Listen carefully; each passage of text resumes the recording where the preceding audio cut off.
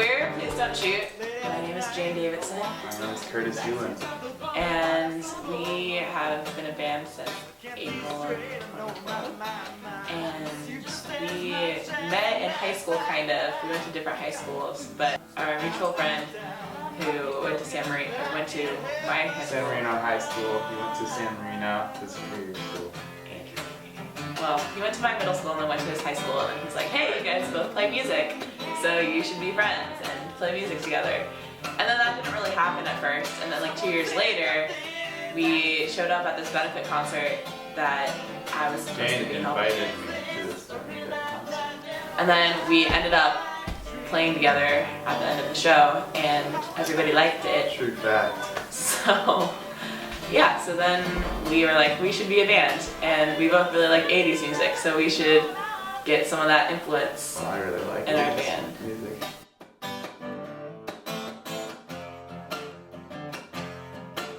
So so the show that we're playing at Viper Room is part of our like acoustic series or whatever. We're like a very hard rock type, like, you know, 80s hair metal band normally, but then we're like, oh, we can play more gigs if we're able to tone it down and play in smaller venues and stuff like that. So Viper Room is an acoustic show. We both actually have our own solo acoustic stuff as well that we do a lot. Yeah, I do a lot of Bob Dylan stuff, James Taylor, and Garfunkel. And I pretend that I'm Taylor Swift. Just kidding.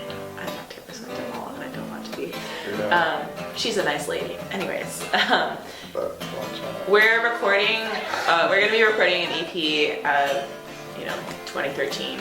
It's halfway through the year, so hopefully it will be done soon. We have a song called Knockout that's on line. It's on our YouTube channel, and I have like a live version of it that I ripped from that recording, and then so if people want to listen to that, they can listen to that to tide themselves over until they get the EP, which will be Just awesome. in case you're starving for Please Don't Shoot, that'll be a nice afternoon snack to hold you over till dinner. Yeah, but I mean this summer, I'm really involved in like live music in general, so I'm doing open mic nights and stuff and putting on shows at Love Pavilion Pasadena, which is the coolest place ever.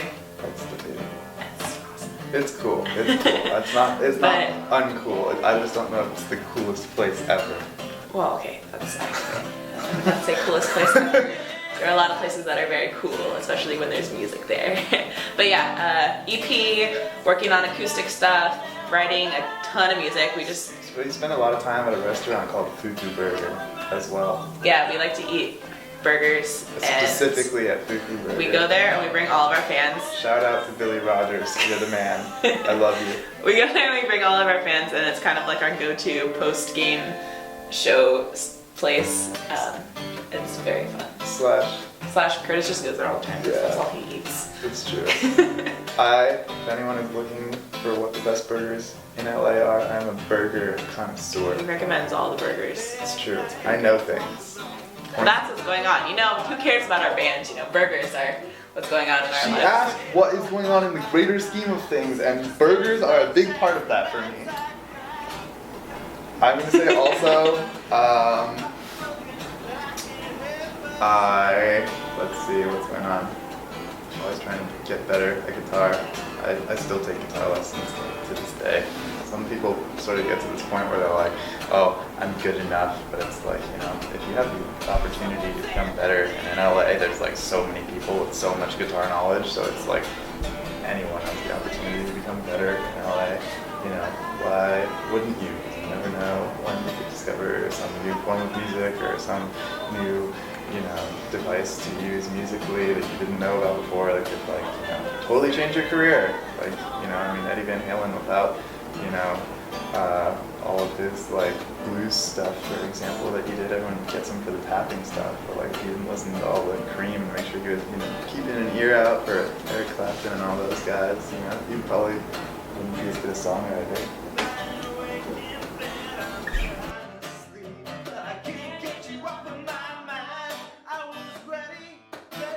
My grandma's my #1 fan, our #1 fan. She's come to all of the shows versus nobody else has done that. Jane's grandma is the #1 Please Don't Shoot. My parents don't regularly come, but my grandma comes every time. I don't even think she likes the music. So when we're talking about getting chicks from our band and my That's grandma's mainly the one. #1 groupie. Yeah, but it's nice to have my friends come out and support us, and just the random people that show up at our shows and then they come talk to us after, and then it's not like they become groupies or anything, but like Curtis would rather have them become, but it's kind of cool. Mainly they say they're gonna hit us up on Facebook and then they don't. That's about the size of what But sometimes they're like, oh, that was pretty chill, and then they're like, I'm gonna come again, and then eventually they come.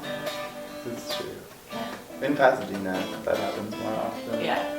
Pasadena, the fans are loyal. Hollywood, they're kind of promiscuous fans. They're band sluts.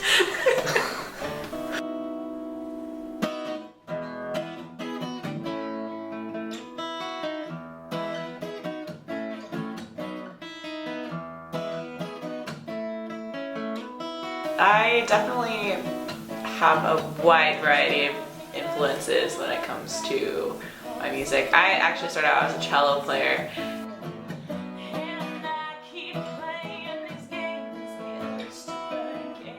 I listen to such a huge variety of music. I listen to a lot of classic rock, that's probably my main genre, but I listen to a lot of pop punk, Blink-182, Green Day and stuff. But songwriting wise, last year I got really into like British singer-songwriters like Kate Nash and Lily Allen, and of course Adele. Everyone's into Adele, you don't need to say it. So that's like a lot of style-wise. Okay, Sorry. what are your influences and stuff? Van Halen. My top 3 influences are Edward Van Halen. Van Halen is a band, and Eddie Van Halen when he's taking a solo during a Van Halen concert. Those are my top 3. That's pretty And then, okay, other than that, the Beatles. I mean, anyone who says that they play rock and roll music and doesn't take influence from the Beatles is lying, because the Beatles changed everything. And, before then, everyone had to have their hair slicked back when they were out in public, otherwise they were considered, improper. So, I'd say... So what would we consider your hair? I don't know. That's a good question. I'm kind of confused on that. But the Beatles, Van Halen, for guitar players, I love Steve Vai, everything that he did, Whitesnake and David Lee Roth solo, awesome. Yngwie Malmsteen. Yngwie Malmsteen, gets criticized a lot because he plays a lot of notes really fast, but I think he's a guitar player who, even when he plays a lot of notes really fast, he plays those notes and he means them, and that's what makes him, a real guitar player as opposed to just a shredder, which is what a lot of people who copy him become. And Guthrie Govan. Guthrie Govan is not so well known, but he is, in my opinion, one of the best guitar players in the world. He's amazing. Then for more songwriting stuff, I love David Bowie and The Clash, and John Lennon solo away from the Beatles is also fantastic. And Green Day, that's a common influence to me. Jane. I'm also not afraid to admit that I love Pink and Avril Lavigne, which I don't think he would agree with. Avril's pretty cool. I can live with Avril. I just love Pink. I Even though she's my favorite person in the world.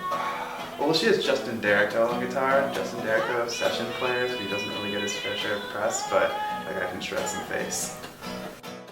Like you never done before. Ain't no use in calling out my name, girl. I can't hear you anymore.